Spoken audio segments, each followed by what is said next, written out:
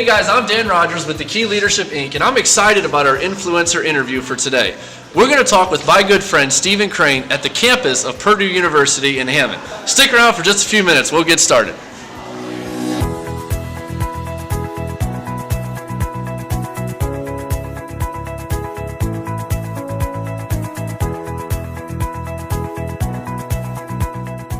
Stephen Crain is one of the campus instructors here at the college, and he also is a financial advisor offering ideas of finances to people, good financial advice. And so we've got a couple questions we want to talk about, and one of the questions you talked about, Steve, was the idea of what would you tell your 30-year-old self? If you could go back to being my age and the age of us young people, what 3 ideas would you share with us at our age?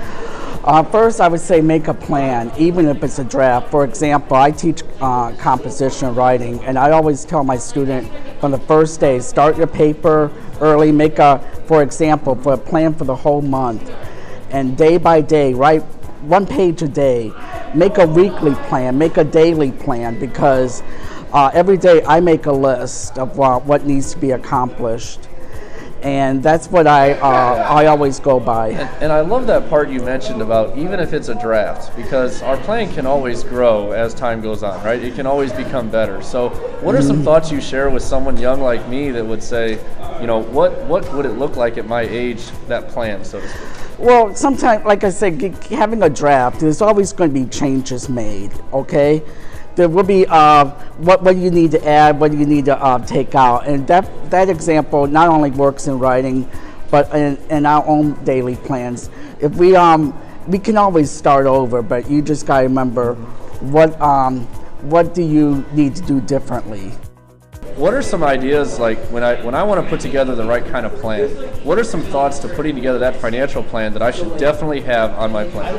Well, one, you should always have an emergency fund, at least up to a year of not retirement, but savings, if something would happen. And that could be, for example, tires for the car, a dishwasher going out. You also need a short-term plan, 2 to 5 years.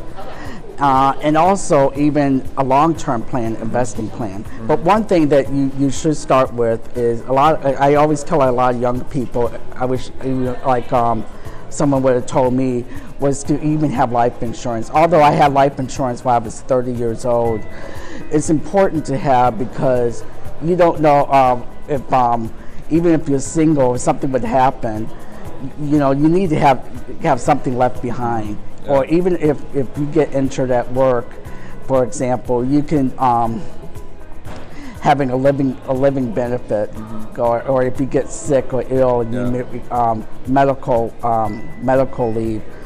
And that's something important to have. Yeah, and I mean, I'm really glad that, you know, having good life insurance is important in our life, and it really prepares us for the things we don't know. That right. It helps us know that if that plan that I put together does change as time goes on, at least I have that security in the future of knowing this. Yes. So, and one thing I advise people is buy term and invest the difference. Yeah.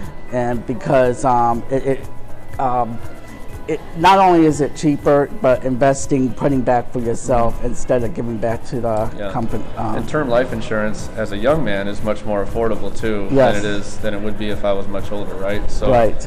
So having a good term policy. What's an example of when it comes to a term life policy, and I want to put together this idea of my future plan? What's a good range to keep my rate in, and what things should I look for? Like I said, I always encourage between 25 to 30, because the younger you are and your health is usually better. So the two things with cost is age and health. And the younger you are, the less you're going to pay monthly. And then because we don't get healthier as we get older. Right. And we're not getting any younger. Yeah. And so that's what's also important. That's important. Yes. Yeah, and I'm really glad you shared that about, you know, having a plan, even if it changes, if it's a draft, at least have a plan written down and ready to go. So the second thing you talked about was finding your why. Yes. Understanding why is it that I do what I do. So tell me about how you discovered, like what you did to find your why. At your age now, you get to live your why. I want to live my why when I grow up too. And so tell me some principles you realized on finding your why. Well, once you find your why, you got to remember your why. Why am I doing this? Why do I teach, for example? I want to teach because I enjoy it as my passion, sharing my passion of writing and reading, and also to help the students find their voice in their writing. Once they get out there, knowing their voice, and being better citizens, learning to write on the job, and so that's one thing. And writing is so important. It almost looks like at my age, some of us are taught make it about money, but really it's not about that. It's about investing in other people's lives and making a difference in other people. And it really does work out when I get older, doesn't it? Right. And it's so much better. They tell me it does. I hope it does. Yes.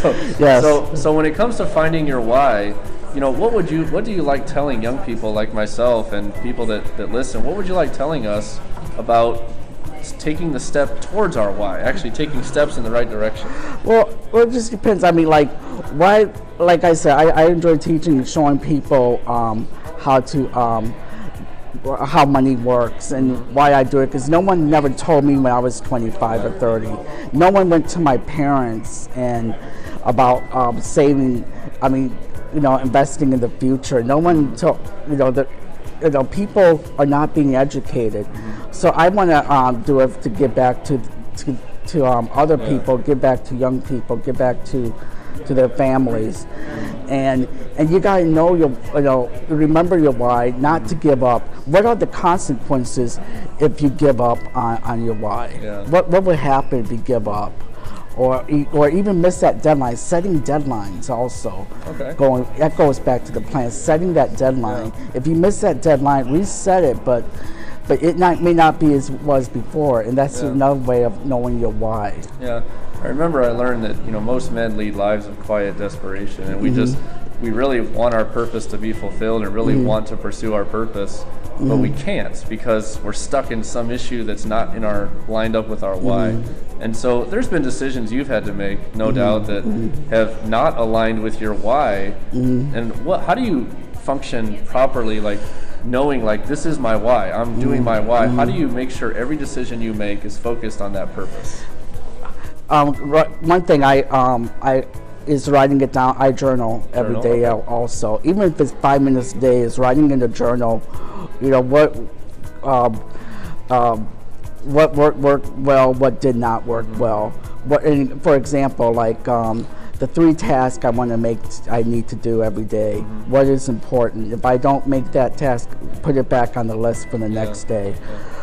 So that's what I do. I mean, just to go back, even going back, I do a daily devotional every day just to keep me motivated. That's what I do, but for someone else it may be different. So it seems like daily discipline is the key to accomplishing your purpose. Yes. And having the proper daily discipline in place. And you mentioned exercising. You mentioned making sure you write, having journals, having spiritual motivation, having emotional, mental motivation, things like that. Even to get an accountability partner or two, somebody that would fit in and hold each other accountable. Having an accountability partner, like a coach. For example, working out, if you can have a coach for that, So having someone holding you accountable, holding each other accountable. It could almost, having a coach has been vital in our life, and I'm happy to have you as a coach. I'm happy to be able to count on you to know that I'm asking the right questions and learning better information, because I want to learn and I'm hungry. And so you talked about, the last thing you mentioned to me the other day was investing in yourself. And those are big three really big words. Yes. And what does it mean to you when you say invest in yourself? Well, I mean, the first thing that comes to my mind, most people's mind, is, of course, financially. And that's fine too, financially investing in yourself. So, it goes back to the life insurance and by term invest the difference, even if it's $25 a month, starting a mutual fund plan. And also investing time in yourself, taking care of yourself every day, making sure you get enough sleep, making sure I have students I invest in, but if I don't invest in myself, how can I invest in others? And so getting enough sleep, getting enough exercise, disciplining myself, writing in my journal, trying to finish that book I've been working on. And so, taking care of yourself and making sure that, investing the time in yourself, and that way you can invest in others. Yeah, because you'll never get time back, right? I mean, the time that I invest in other people is the best investment. The return on the investment is valuable. Yes. So when it comes to reading books, what kind of books do you recommend people my age should be looking at? Well, a couple of my favorites. One is John Maxwell. He's a motivational speaker. Intentionally Living. There's one I just finished. The 15 plans of growth. I have invaluable plans of growth I finished. There's also Brendan Burchard, Hard Performance Habits. I believe that's what it's called. My mind went blank. I recommend those. So those two I recommend. And also, like, as a writer, Stephen King on writing. There's in any fictional book I enjoy, young adult fiction. I enjoy Stephen King. So I have to have some of that guilty pleasure sometime. And it's all about feeding our mind proper information, because I really want to be on the right path of success. And so you mentioned having an accountability partner. Yes. What better way to be accountable to somebody that wrote a book and taught some principles that they applied in their lives? So I'm so thankful that we got to talk today, and I'm excited about the opportunity to talk with Steve. And I'm really excited.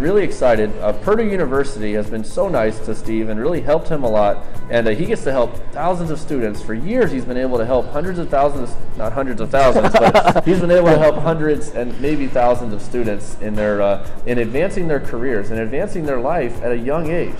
And what an awesome privilege it's been, and to talk with Steve today.